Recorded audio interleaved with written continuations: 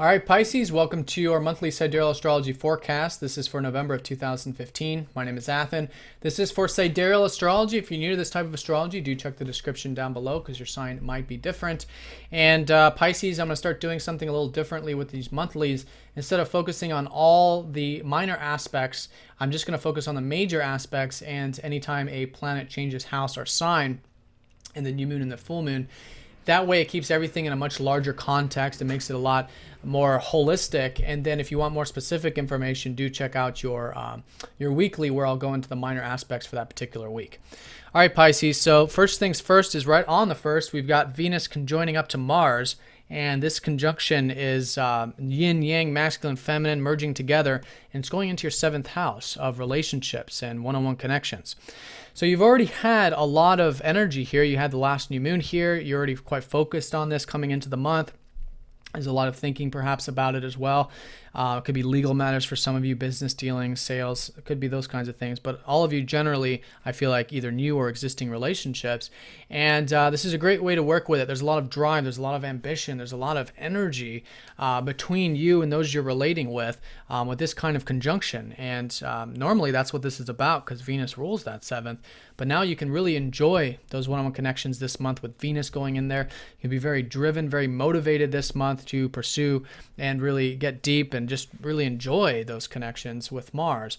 And it's all part of this life path. You've had the North Node here for the past 2 years. And this is all more supportive energy going into this particular area of your life. So with that being said, that's emphasized on the 1st through the 4th, and also from the 1st through the 8th, Jupiter, who's staying back in your 6th house and is going to be here for about the next year. You've got a lot of opportunity in regards to your work, in regards to health, diet, routine, the daily stuff. And that's where the openings are. That's where the positive energy is. So it's about utilizing that. It's about, seeing those doors open and walking through them and grounding them in the long term. And from the 1st to the 8th, that Jupiter is going to be opposing up to Chiron, who's been in your 12th house. And it's, again, another very spiritual month, which I'll talk about. But here it's about, this healing that's taking place with yourself on that spiritual level, which is directly contributing to this expansion on your work level or daily level. So the key is that when you are getting that rest, that relaxation, then it is contributing directly to more of those opportunities in the 6th house and the daily stuff. And likewise, when you are expanding on the work and daily level, you are finding that there is more opportunity to go within and have that rest and relaxation. That's the mutual relationship between this. And I feel like from the 8th onward, after this aspect, there's this sort of rejuvenation and healing that takes place in regards to both areas of life, unconscious spiritual alone time, as well as the very active, conscious, and grounded daily life. All right, so that's early part. And then on the 5th, we've got the sun going into your 8th house. So there's a big shift into your 8th house this month. This is the house of depth. It's the house of vulnerability. Maybe because of all these relationships, it's taking relationships to another level where you're wanting to really get deeper with them, or one in particular. It's really drawing the line sometimes in terms of, if it's involving like, power struggles, in the sense that you have to draw a line in the sand and say, look, that's you, this is me, this is what, and really putting your foot down when necessary, when it's, done in a compassionate way. Those are the sort of things that could be for some of you, depends on your personal chart. But anyways, going into the deeper transformational areas of life. And you can see here the Sun and Mercury are very well aspected. So it could come easy. I think it could be quite enjoyable, actually. And Mercury is going to go in there on the 10th. And then on the 11th, we have a new moon in that 8th house. So there's new beginnings shaping up around those deeper connections, around the depth, truth, whether it's the truth of the world, truth of yourself, truth of relationships, transformation. It looks very positive. It's a very well aspected new moon.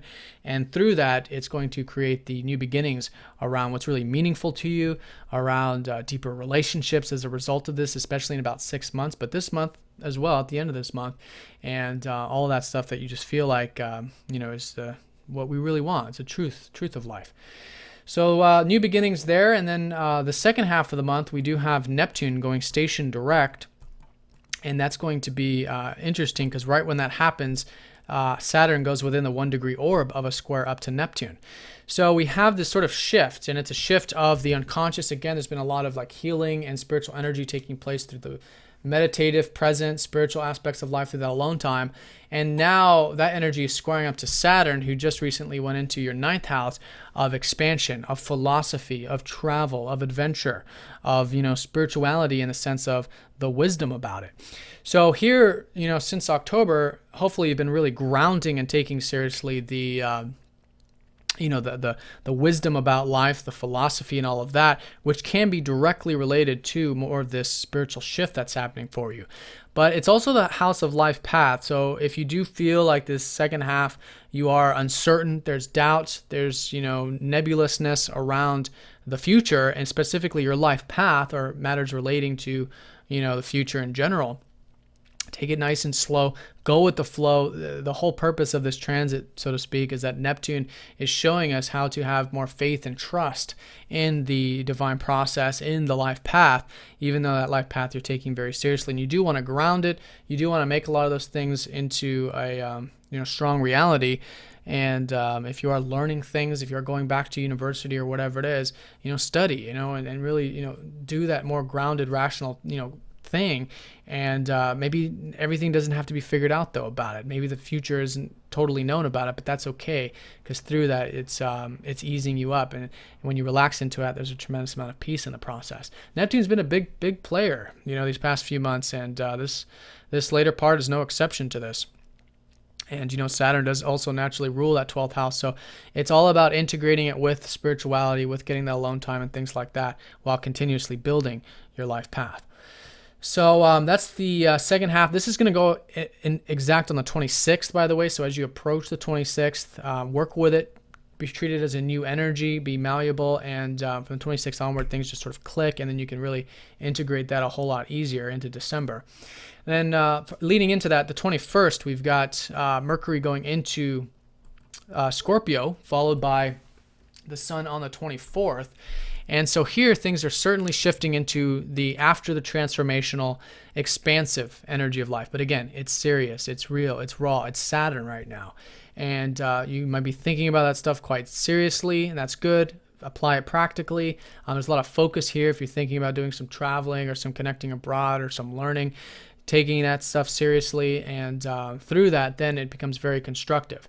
Then we do have a full moon in Taurus, which is your third house, here on the 25th, and this is a culmination of your mental faculty, the more practical aspects of life. So if you've been working on anything over the past 6 months involving writing, communicating, correspondence, socializing, things like that, which is about synergy of information, that stuff is at its high point and an awareness point.